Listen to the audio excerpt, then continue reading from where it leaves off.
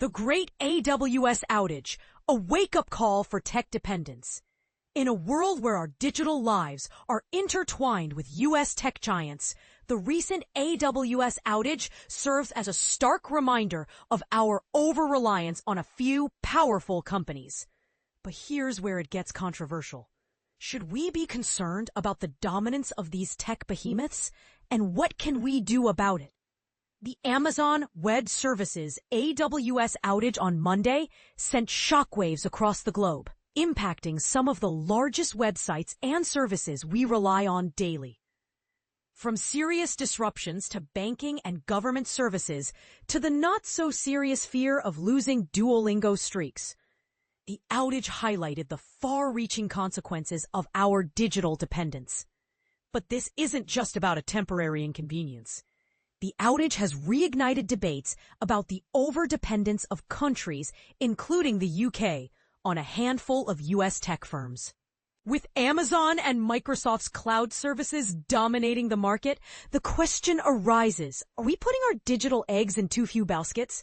Amazon, with its cloud computing operations based in Virginia, has become an integral part of our digital infrastructure. Along with Microsoft's Azure, these two giants control a significant chunk of the market, leaving little room for smaller providers. And this is the part most people miss. Even if a service isn't directly hosted by these companies, its critical components might be, creating a complex web of dependencies. A cloud deployment is like a sophisticated puzzle with many invisible pieces, explains Professor James Davenport. The outage exposed this nested dependency, as Brent Ellis from Forrester puts it, and the inherent risks it poses.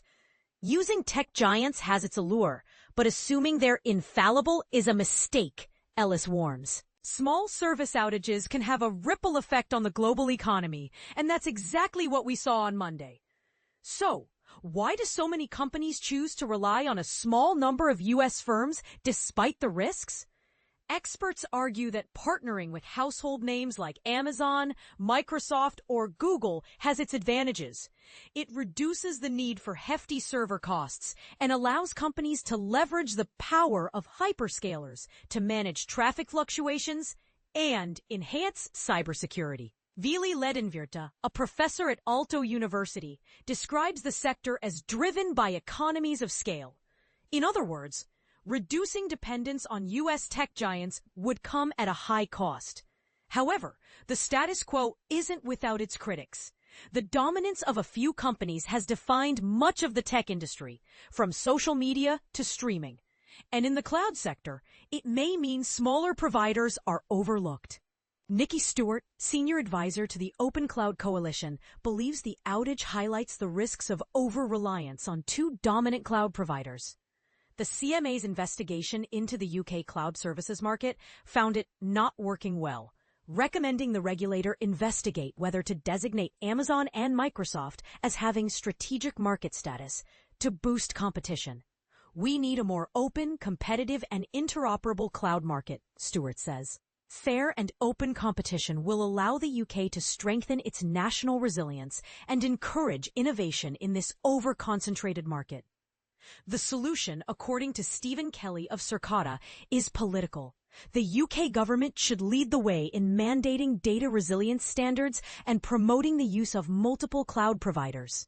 Lord Leong has assured that the government is working to diversify the UK's cloud ecosystem and encourage greater participation by European providers. The AWS outage has sparked a much-needed conversation about our digital dependence and the need for a more diverse and resilient cloud infrastructure.